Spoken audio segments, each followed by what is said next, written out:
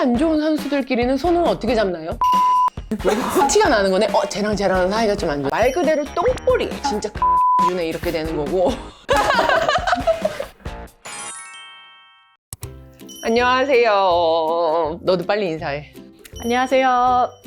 배구 상담소가 저희가 이번에 이제 3번째 시간을 맞이하게 됐는데 첫 번째 게스트예요. 사실 다른 컨텐츠를 찍으러 왔다가 온 김에 너 이것도 좀 한번 해라 해서 지금 모시게 됐는데, 배구 상담소 본 적 있죠? 네, 본 적 있어요. 볼 끝이 산다는 게 뭐 어떤 거냐 뭐 이런 질문들이 있어서 배구 관련 질문이 너무 많아서 이거를 저 혼자 설명을 하는 것도 좋지만 온 김에 현역 배구 선수가 설명을 해주는 것도 도움이 많이 될 것 같아서 일단 오늘 초대를 해봤고, 이제 질문이 너무 많아서 저희가 또 여기에서 몇 가지 선별을 해서 간단하게 빠르게 이렇게 좀 대답을 하면서 넘어가면 괜찮을 것 같거든요. 나님이 질문을 해주신 선수들이 서브 때 각각 다른 손 사인을 하던데 사인은 어떤 것들이 있나요? 약간 이런 질문을 해주셨는데 이거는 각 팀마다 다 조금씩 달라요. 근데 이제 대부분 배구인들이 흔하게 쓰는 게 A, 그런 거, B 아니면 B. 그러니까 보통 A, 근데 여기서 이제 짤, 길 이렇게 표현을 해요. 같은 A지만 짧게 때리는 A가 있고 길게 때리는 A가 있는데 요렇게 하면 뭐 짤, 요렇게 하면 그냥 길, 이런 식으로 이렇게 손가락을 구부리거나 피거나 뭐 이런 건 백 A 너무 흔해. 얘는 백 B고 보통은 다 그러고, 보통은 이게 C 아니면 이게 C. 그러니까 주먹이거나 엄지가 C킥인 경우가 좀 많아요. 그 다음에 뭐 둘, 셋, 넷 뭐 이런 거는 중간에 있는 그 시간차 사인들, 그거는 이제 팀마다 다 달라요. 런 같은 경우는 대부분 약간 이런 사인 같아. 다 팀마다 다른 게 그냥 하는 거랑 흔드는 거랑 차이가 있어요. 뭐 길이 조절이 있다. 찍고 간다던가 아니면 백에를 한번 찍어주고 런을 간다던가 아니면은 바로 그냥 런으로 간다는 그 사인도 조금 다르고, 그래야 이제 세타가 한번 잡았다 준다던가 아니면 바로 쏴주기 때문에 그런 또 사인도 있고. 팀마다 다른데 거의 대부분 비슷해요. 근데 이게 우리나라뿐만 아니더라고. 외국 애들도 거의 비슷해요. 왜냐, 손가락은 10개. 여기서 할 수 있는 건 뭐 한정적이지 뭐.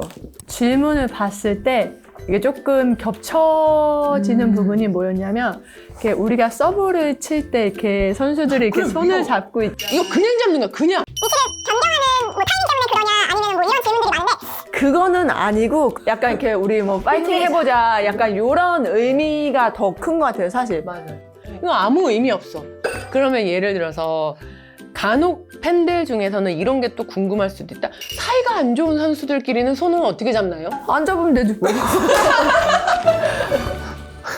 왜냐면 꼭 잡아야 하는 의무는 아니니까. 그러면 그리고 이제 티가 나는 거네. 쟤랑 사이가 좀 안 좋아. 근데 그건 또 아니야. 이게 선호를 하는 선수도 있고 선호하지 않는 사람도 그치. 있고, 그리고 이제 좀 뭐 위치에 따른 다른 변화도 있고. 그 다음 리시브 효율은 어떻게 측정하냐. 가끔 경기를 보다 보면 리시브가 되긴 하는데 리시브 효율이 0%인 경우가 있어서 그런다. 이게 궁금하다. 예를 들어서 얘가 20개가 왔는데 10개를 정확하게 밀었어. 그럼 원래 성공률이 50%여야 돼. 근데 여기에서 미스를 하면은 그 성공을 하나를 지워버려. 그걸로 효율을 따지기 때문에 성공률이랑 효율은 조금 차이가 있고, 이제 성공률보다는 효율적인 부분을 요즘은 좀 많이 생각을 하는 거죠. 심지어 어떤 경우에는 뭐 마이너스가 될 때도 있는데, 이제 그런 거는 성공률에 비해서 미스한 게 더 많아지면 이제 마이너스가 되는 거거든요.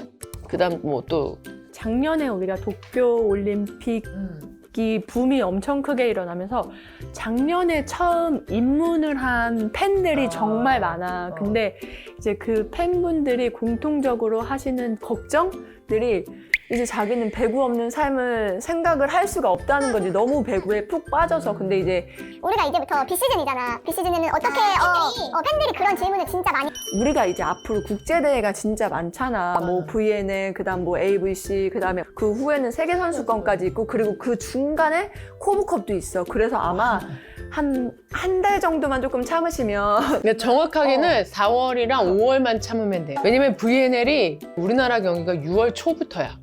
그러면 되지 않을까? 4월이랑 5월에는 복습. 뭐 복습할 수도 있고, 그냥 막 유머니 이런 유튜브 같은 거 시청하면서 조금 무리함을 달래다가 이제 국제 대회 좀 응원 많이 해주시면 더 이 무료한 시간을 더 금방 잘 보낼 수 있지 않을까 그렇게 생각을 하네요. 그다음에 여기 또 질문 중에 포지션은 어떻게 정하게 되니? 처음에 배울 때는 같이 시작하지만 가면서 이제 조금씩 이제 더 잘하는 분야가 있고 뭐 신체적인 영향도 있으니까 키가 큰 선수들은 뭐 공격수, 키가 조금 작은 선수들은 뭐 세터나 뭐 리베로 이렇게 조금씩 나눠지면서 이렇게 되는 경우가 많은 것 같아요. 나는 약간 어떤 게 있었냐면 우리 학교에는 손가락이 긴 애들을 선생님이 세터를 시켰어. 왜냐면 이게 손가락이 길면 공을 좀 이렇게 많이 컨트롤 할 수 있다라고 생각을 하셨는지 손가락이 긴 애들을 세터를 좀 많이 시켰는데 그냥 공부랑 똑같은 것 같아요. 공부를 하다 보면 자기가 더 잘하는 과목이 있는 것처럼 이 선수들도 똑같이 배우다 보면은 좀 더 두각을 나타내는 그 항목이 있다 보니까 거기에 맞춰서 포지션이 좀 정해지고 아니면 이제 선생님들이 봤을 때 아 얘는 이 포지션에 좀 어울리겠다 하는 애들은 그쪽으로 옮겨주기도 하고 그렇게 좀 많이 되거나 이제 어떤 신체적인 그런 부분 때문에 자연스럽게 포지션이 정해지는 경우가 많을. 그다음 리시브를 이제 레프트 선수들이 많이 하고 미들브로크나 아포지는 못해서 안 하는 건지 아니면 뭐 포지션은 그럴 수밖에 없는 건지. 내가 봤을 때는 과거에는 센터 포지션이 속공을 뜨고 라이트가 그 다음 시간차를 많이 때리고 그 다음 최종적인 공격은 레프트 선수들이 제일 많이 했어요. 그러다 보니까 제일 후방에서 와도 가능한 그 사인이 C킥이잖아요. 그러니까 레프트 애들은 뒤로 나와서 리시브를 하고 공격을 할 수 있는 포지션이야. 근데 센터는 뒤로 나와서 속공을 뜰 수가 없어.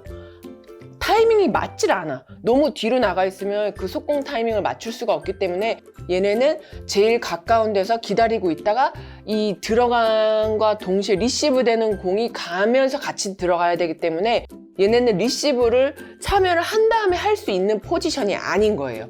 그래서 자연스럽게 얘네는 리시브를 좀 더 다른 포지션에 비해서 안 하게 되겠죠.